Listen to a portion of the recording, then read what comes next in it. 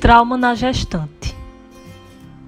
A gestação provoca grandes mudanças fisiológicas e modificações nas relações anatômicas que afetam o corpo humano.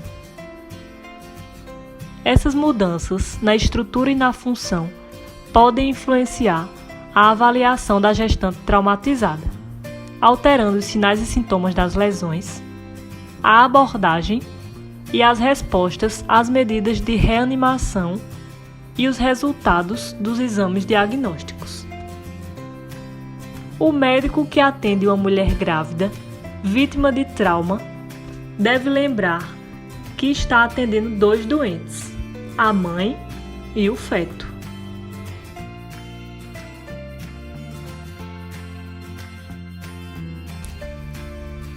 Alterações fisiológicas na gravidez.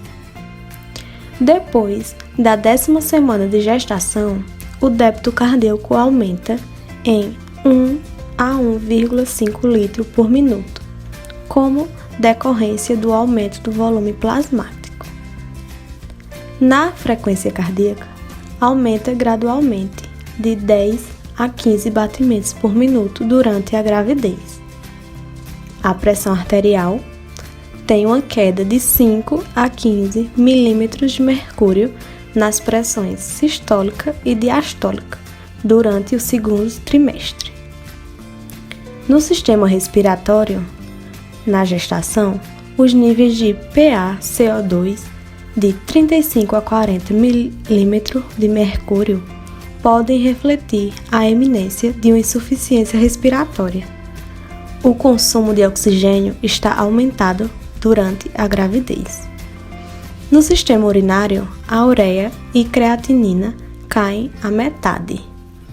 E no sistema neurológico, a eclâmpsia é uma complicação comum no final da gravidez, que pode simular trauma craniano.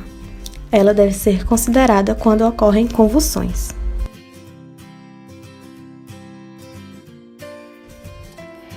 Mecanismos de trauma. Eles podem ser de duas formas: trauma fechado ou trauma penetrante. Trauma fechado. Os traumas mais comuns são colisões de veículos, quedas e agressão direta. A mulher grávida não contida pelo cinto de segurança em uma colisão automobilística tem maior risco de trabalho de parto prematuro e morte fetal, quando comparada à contida.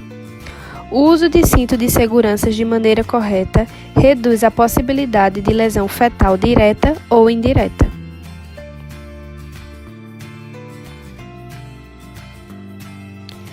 Trauma penetrante. Os traumas penetrantes mais comuns na gestação são por arma de fogo ou arma branca, e ambos os traumas são de grande risco para o feto. Por sua densidade, a musculatura uterina no início da gravidez pode absorver uma grande quantidade de energia do projétil, reduzindo sua velocidade e diminuindo a probabilidade de lesões de outras vísceras. Da mesma forma, o feto e o líquido amniótico também absorvem energia e contribuem para diminuir a velocidade do projétil.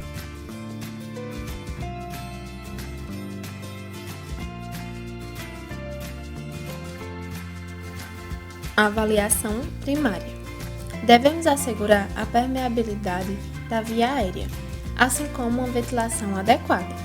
Em seguida, logo após descartar a lesão na coluna cervical, a paciente deve ser mantida em decúbito lateral esquerdo, para que assim o útero não comprima a veia cava inferior, o que diminui o retorno venoso. Em seguida, devemos observar a necessidade de reposição volêmica, pois na gestante ocorre um aumento do volume plasmático e a diminuição da hemoglobina, desviando o sangue para o feto. Para isto, está indicada a reposição com cristalóides e sangue. Monitorização do feto. Os batimentos fetais são auscultados a partir da 10ª semana de gestação, através do Doppler. Após a 20ª semana de gestação, a monitorização deve ser contínua para se detectar o sofrimento fetal precocemente. A frequência fetal varia de 120 a 160 batimentos por minuto. Avaliação secundária. Devemos fazer o exame físico completo, seguindo uma sequência cefalopodálica e avaliando a altura, irritabilidade e sensibilidades uterinas, bem como a frequência cardíaca e os movimentos fetais. A presença de contrações uterinas sugere um trabalho de parto prematuro, pois, associados a sangramento vaginal, traduzem um deslocamento prematuro da placenta. No sangramento vaginal, a presença de líquido amniótico é evidenciada pelo pH alcalino, entre 7 e 7,5, dando o diagnóstico de ruptura da membrana amniótica. O monitor uterino deve ser usado precocemente e o exame ginecológico deve ser completo. As indicações para a tomografia computadorizada abdominal, LPD e FAST, são as mesmas adotadas no doente não gestante. RCP na gestante. Devido às alterações fisiológicas, a ressuscitação se torna mais difícil. Deve-se obter vias aéreas livres e mantê-las. As prioridades são RCP de alta qualidade e o alívio da compressão aortocava. O deslocamento manual do útero para a esquerda pode ser benéfico durante as compressões torácicas.